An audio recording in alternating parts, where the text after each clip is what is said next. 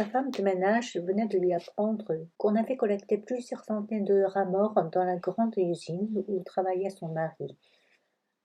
C'est à peu près à cette époque, en tout cas, que nos concitoyens commencèrent à s'inquiéter, car à partir du 18, les usines et les entrepôts dégorgèrent en effet des centaines de cadavres de rats. Dans quelques cas, on fut obligé d'achever les bêtes dont l'agonie était trop longue. Mais depuis les quartiers extérieurs jusqu'au centre de la ville, partout où le docteur y venait à passer, partout où nos concitoyens se rassemblaient, les rats attendaient en tas dans les poubelles ou en longues files dans les ruisseaux. La presse du soir s'empara de l'affaire dès ce soir-là et demanda si la municipalité, oui ou non, se proposait d'agir et quelles mesures d'urgence elle avait envisagées pour garantir ses administrés de cette invasion répugnante. La municipalité ne s'était rien proposé et n'avait rien envisagé du tout, mais commença par se réunir en conseil pour délibérer. L'autre fut donné au service de dératisation de collecter les rats morts tous les matins à l'aube. La collecte finie, 2 voitures du service devaient porter les bêtes à l'usine d'incinération des ordures afin de les brûler. Mais dans les jours qui suivirent, la situation s'aggrava. Le nombre des rongeurs ramassés allait croissant et la récolte était tous les matins plus abondante. Dès le 4e jour, les rats commencèrent à sortir pour mourir en groupe. Des réduits, des sous-sols, des caves, des égouts, ils montaient en longues files titubantes pour venir vaciller à la lumière, tourner sur eux-mêmes et mourir près des humains. La nuit, dans les couloirs ou les ruelles, on entendait distinctement leurs petits cris d'agonie.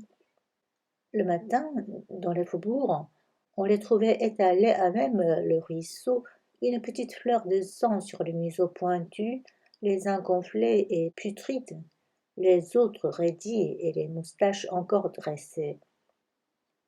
Dans la ville même, on les rencontrait par petits tas sur les paliers ou dans les cours. Ils venaient aussi mourir isolément dans les halls administratifs, dans les préaux d'école, à la terrasse des cafés quelquefois. Nos concitoyens stupéfaits les découvraient aux endroits les plus fréquentés de la ville. La place d'Armes, les boulevards, la promenade du front de mer, de loin en loin, étaient souillés. Nettoyée à l'aube de ces bêtes mortes, la ville les retrouvait peu à peu de plus en plus nombreuses pendant la journée. Sur les trottoirs, il arrivait aussi à plus d'un promeneur nocturne de sentir sous son pied la masse élastique d'un cadavre encore frais. On eût dit que la terre même où étaient plantées nos maisons se purgeait de son chargement d'humeur qu'elle laissait monter à la surface des furoncles et des saillies qui, jusqu'ici, la travaillaient intérieurement.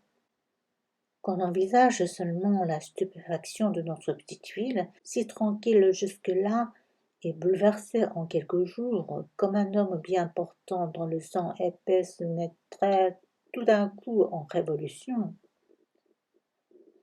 Les choses allèrent si loin que l'agence de Ranstock, renseignements, documentation, tous les renseignements sur n'importe quel sujet, annonça dans son émission radiophonique d'information gratuite 6 231 rats collectés et brûlés dans la seule journée du 25. Ce chiffre, qui donnait un sens clair au spectacle quotidien que la ville avait sous les yeux, accrut le désarroi. Jusqu'alors, on s'était seulement plaint d'un accident un peu répugnant. On s'apercevait maintenant que ce phénomène, dont on ne pouvait encore ni préciser l'ampleur, ni déceler l'origine, avait quelque chose de menaçant. Seul le vieil espagnol asthmatique continuait de se frotter les mains et répétait « Ils sortent, ils sortent » avec une joie sénile. Le 28 avril, cependant, Rostock annonçait une collecte de 8000 rats environ et l'anxiété était à son comble dans la ville. On demandait des mesures radicales, on accusait les autorités, et certains qui avaient des maisons au bord de la mer parlaient déjà de s'y retirer. Mais le lendemain, l'agence annonça que le phénomène avait cessé brutalement et que le service de dératisation n'avait collecté qu'une quantité négligeable de rats morts. La ville respira. C'est pourtant le même jour, à midi, que le docteur Rieu, arrêtant sa voiture devant son immeuble, aperçut au bord de la rue le concierge qui avançait péniblement, la tête penchée, bras et jambes écartés, dans une attitude de pantin. Le vieil homme tenait le bras d'un prêtre que le docteur reconnut. C'était le père Pagnelot, un jésuite érudit et militant qui l'avait rencontré quelquefois et qui était très estimé dans notre ville, même parmi ceux qui sont indifférents en matière de religion. Il les attendit. Le vieux Michel avait les yeux brillants et la respiration sifflante. Il ne s'était pas senti très bien et avait voulu prendre l'air, mais des douleurs vives au cou, aux aisselles et aux aines l'avaient forcé à revenir et à demander l'aide du père Pagnelot. « Ce sont des grosseurs, dit-il. J'ai dû faire un effort. » Le bras hors de la portière, le docteur promena son doigt à la base du cou que Michel lui tenait. Une sorte de nœud de bois s'y était formé. « Couchez-vous, prenez votre température. Je viendrai vous voir cet après-midi. » Le concierge parti, Rieu demanda au père Pagnelot ce qu'il pensait de cette histoire de rat. « Oh, dit le père, ce doit être une épidémie. » Et ses yeux sourirent derrière les lunettes rondes. Après le déjeuner, Rieu relisait le télégramme de la maison de santé qui lui annonçait l'arrivée de sa femme quand le téléphone se fit entendre. C'était un de ses anciens clients, employé de mairie, qui l'appelait. Il avait longtemps souffert d'un rétrécissement de la aorte, et comme il était pauvre, Rieu l'avait soigné gratuitement. « Oui, disait-il, vous vous souvenez de moi, mais il s'agit d'un autre. Venez vite, il est arrivé quelque chose chez mon voisin. » Sa voix s'essoufflait. Rieu pensa au concierge et décida qu'il le verrait ensuite. Quelques minutes plus tard, il franchissait la porte d'une maison basse de la rue Faidherbe, dans un quartier extérieur. Au milieu de l'escalier frais et puant, il rencontra Joseph Grand, l'employé qui descendait à sa rencontre. C'était un homme d'une cinquantaine d'années, à la moustache jaune, long et voûté, les épaules étroites et les membres maigres. « Cela va mieux, dit-il en arrivant vers Rieu, mais j'ai cru qu'il y passait. » Il se mouchait. Au deuxième et dernier étage, sur la porte de gauche, Rieu lut, tracé à la craie rouge. « Entrez, je suis pendu. » Ils entrèrent. La corde pendait de sa suspension au-dessus d'une chaise renversée. La table poussait dans un coin, mais elle pendait dans le vide. « Je l'ai décroché à temps, » disait Grand, qui semblait toujours chercher ses mots, bien qu'il parlât le langage le plus simple. « Je sortais justement et j'ai entendu du bruit. Quand j'ai vu l'inscription, comment vous expliquer, j'ai cru à une farce. Mais il a poussé un gémissement drôle et même sinistre, on peut le dire. » Il se grattait la tête. « À mon avis, l'opération doit être douloureuse. Naturellement, je suis entré. » Ils avaient poussé une porte et se trouvaient sur le seuil d'une chambre claire, mais meublée pauvrement. Un petit homme rond était couché sur le lit de cuivre. Il respirait fortement et les regardait avec des yeux congestionnés. Le docteur s'arrêta. Dans les intervalles de la respiration, il lui semblait entendre des petits cris des rats. mais rien ne bougeait dans les coins. Rieux alla vers le lit. L'homme n'était pas tombé d'assez haut, ni trop brusquement, les vertèbres avaient tenu. Bien entendu, un petit d'asphyxie.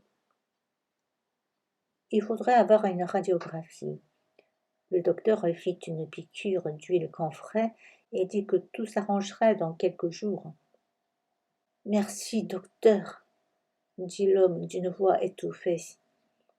Rieux demanda à Grand s'il avait prévenu le commissariat et l'employé prit un air déconfit. Non, dit-il. Oh non, j'ai pensé que le plus pressé. Bien sûr, coupa Rieux, je le ferai donc. Mais à ce moment, le malade s'agita et se dressa dans le lit en protestant qu'il allait bien et que ce n'était pas la peine. Calmez-vous, dit Rieux. Ce n'est pas une affaire, croyez-moi, et il faut que je fasse ma déclaration. Oh, fit l'autre. Et il se rejeta en arrière pour pleurer à petits coups. Grand, qui tripotait sa moustache depuis un moment, s'approcha de lui. Allons, monsieur Cottard, dit-il, essayez de comprendre. On peut dire que le docteur est responsable. Si, par exemple, il vous prenait l'envie de recommencer. Mais Cottard dit, au milieu de ses larmes, qu'il ne recommencerait pas, et que c'était seulement un moment d'affolement, et qu'il désirait seulement qu'on lui laissât la paix. Rieux rédigeait une ordonnance. C'est entendu, dit-il. Laissons cela. Je reviendrai dans 2 ou 3 jours. Mais ne faites pas de bêtises. Sur le palier, il dit à Grand qu'il était obligé de faire sa déclaration, mais qu'il le demanderait au commissaire de ne faire son enquête que 2 jours après. Il faut le surveiller cette nuit. A-t-il de la famille? Je ne la connais pas, mais je peux veiller moi-même. Il hochait la tête.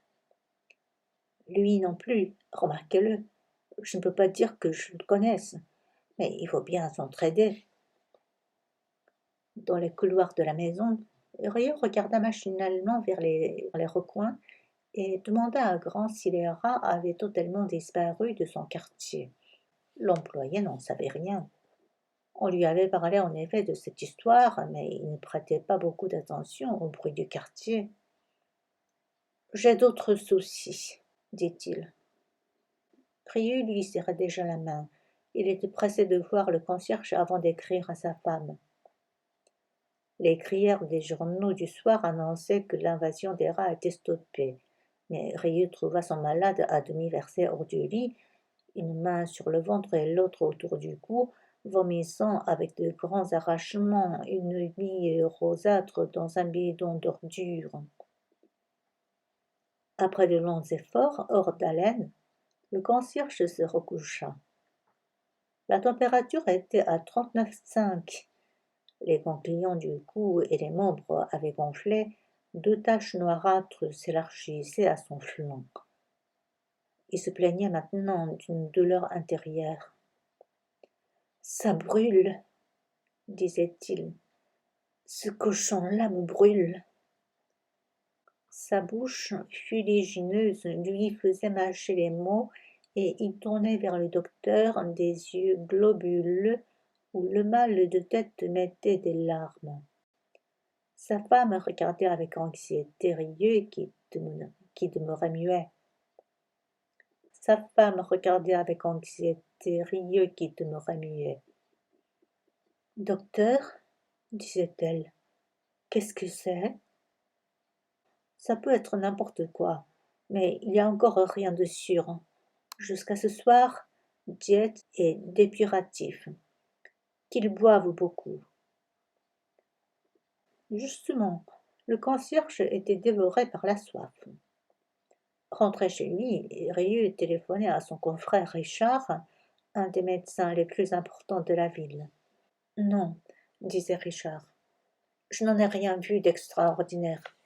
Pas de fièvre avec inflammation locale. Ah, Si pourtant 2 cas avec des ganglions très enflammés. Anormalement? Euh, dit Richard.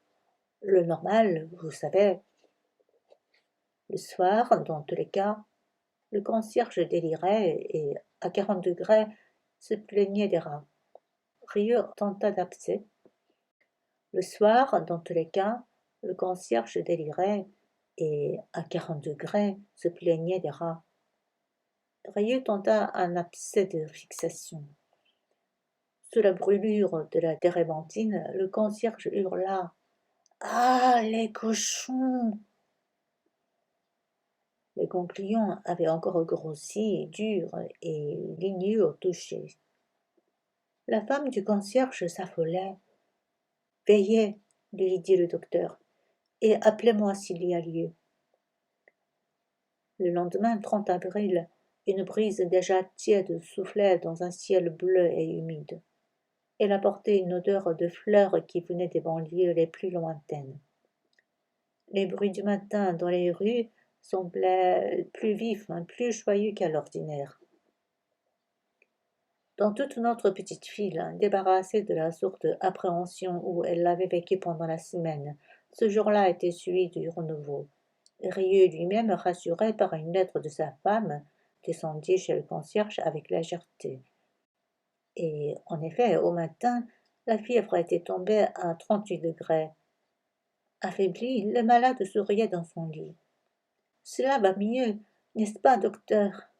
dit sa femme.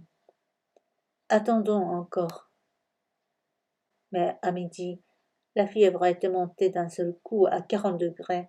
Le malade délirait sans arrêt et les vomissements avaient repris. Les ganglions du cou étaient douloureux au toucher et le concierge semblait vouloir tenir sa tête le plus possible éloignée du corps. Sa femme était assise au pied du lit, les mains sur la couverture, tenant doucement les pieds du malade. Elle regardait Rieux. « Écoutez, dit celui-ci, il faut l'isoler et tenter un traitement d'exception. Je téléphone à l'hôpital et nous le transporterons en ambulance. » 2 heures après, dans l'ambulance, le docteur et la femme se penchaient sur le malade. De sa bouche tapissée de fongosité, des bribes de mots sortaient. « Les rats, disait-il.